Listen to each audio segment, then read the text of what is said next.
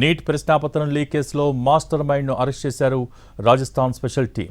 Career కన్సల్టెన్సీగా పనిచేస్తున్న Manish యాదవ్ది key రోల్గా తేల్చారు.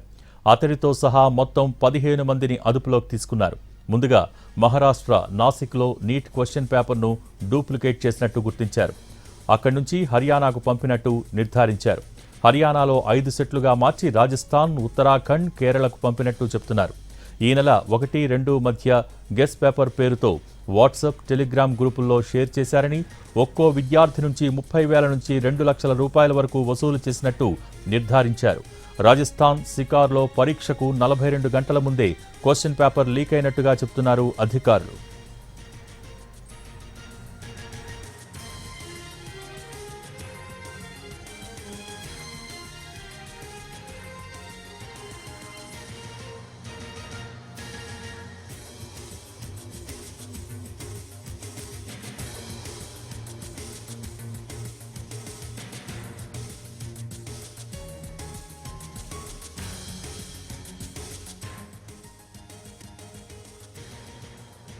National testing agency వద్ద ధర్నా చేయడానికి ఎన్సీయూ స్టూడెంట్స్ అంతా కూడా, విద్యార్థి నాయకులంతా కూడా ఇక్కడ రావడం జరిగింది. రెడీయే ఓకే. నీట్ పరీక్ష రద్దు పట్ల విద్యార్థి నాయకులంతా కూడా నీట్ పరీక్ష రద్దు పట్ల విద్యార్థి నాయకులంతా కూడా పెద్ద ఎత్తున ఆందోళన చేస్తున్నారు. ఎన్ఎస్యుఐ విద్యార్థి నాయకులంతా కూడా, కార్యకర్తలంతా కూడా ఈ నేషనల్ టెస్టింగ్ ఏజెన్సీ వద్దకు వచ్చి धरना निर्वहिंचारू। आप क्या चाहिए? आप अभी क्या आपका देश के प्रधानमंत्री को सबके सामने आके माफी मांगनी पड़ेगी और धर्मेंद्र प्रधान जी को इस्तीफा देना पड़ेगा, क्योंकि उन बच्चों के भविष्य से पूछिए जिन लोगों ने सालों साल इस एग्जाम के लिए तैयारी करी थी। उन माता पिता से पूछिए जिन्होंने लोन लेकर इस एग्जाम की तैयारी अपने बच्चों को करवाई थी। तो हमारी मांग ये है कि देश के प्रधानमंत्री सबके सामने आके इस्तीफा मांगे, माफी मांगे और धर्मेंद्र प्रधान जी इस्तीफा दें। ये हमारी मांग है। री एग्जाम करने के लिए भी निर्णय ले लिया। देखिए, री एग्जाम करा के 10 साल में 90 पेपर लीक के मामले सबके सामने आ चुके हैं। री पेपर करा के जब हम विश्व गुरु बनने की बात करते हैं और हम अपने देश के एग्जाम कंडक्ट नहीं करा पा रहे हैं, और ये तो ऐसा एग्जाम है कि इसमें तो डॉक्टर बनते हैं। और देखिए, अगर वो लोग डॉक्टर बनेंगे जो पैसा देके डॉक्टर बन रहे हैं, तो हमारा आपका क्या इलाज होगा? हम हॉस्पिटल जाएंगे इस भरोसे से कि डॉक्टर हमें ठीक करके भेजेंगे, लेकिन हमारा आपका वो इलाज होगा जैसा उन्होंने अपनी भर्ती के टाइम किया है।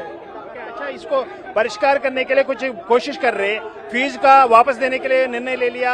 फीस पे करने के लिए कोई जरूरत नहीं, कोई ऐसा निर्णय नहीं है। हमारी मांग है कि ऐसे निर्णय होने चाहिए और माफी मांगनी चाहिए देश के सामने आके, तो उनको, उन बच्चों को सिंपैथी मिले और आगे से एक भी मामला ऐसा सामने नहीं आना चाहिए। अभी आपका राहुल गांधी भी ट्वीट किया था, उसमें 48 टाइम्स उसको री एग्जाम किया था, 89 पेपर्स को लीक हो गया ऐसा बोल रहे। इसका 10 साल से उसका कोई सबक सीखा नहीं सीखा। वही तो हम देख रहे हैं, नहीं सीखा। और हमारे देश के प्रधानमंत्री इस पर कुछ बोलते नहीं है। बाकी बहुत बातें करते हैं लेकिन इस पर नहीं बोलते। ये उन बच्चों को दिलों से पूछिए जो बेचारे इसकी तैयारी करते हैं। इसको लोग ये प्रधान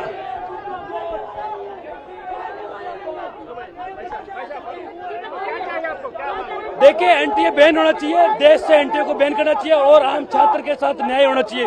ये पुलिस के दम पे दादागिरी हम नहीं चलने देंगे। దేశ ప్రజలకు ప్రధాని నేరుగా క్షమాపణలు చెప్పాలి. దాంతో పాటు విద్యామంత్రిగా ఉన్నటువంటి ధర్మేంద్ర ప్రధాన్ కూడా రాజీనామా చేయాలనే అంశాన్ని డిమాండ్ చేస్తున్నారు.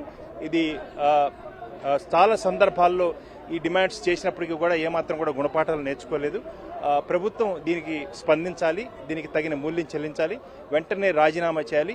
అదేవిధంగా విద్యార్థులకు భరోసా ఇచ్చే రీతిలో వ్యవస్థలను మరింత కట్టుదిట్టం చేసే విధంగా సముచితమైన నిర్ణయాలు తీసుకోవాలని చెప్పి విద్యార్థి నేతలంతా కూడా, ఎన్ఎస్యూ కార్యకర్తలంతా కూడా డిమాండ్ చేస్తున్నారు. ప్రసాద్, ఎన్టీవీ, న్యూఢిల్లీ.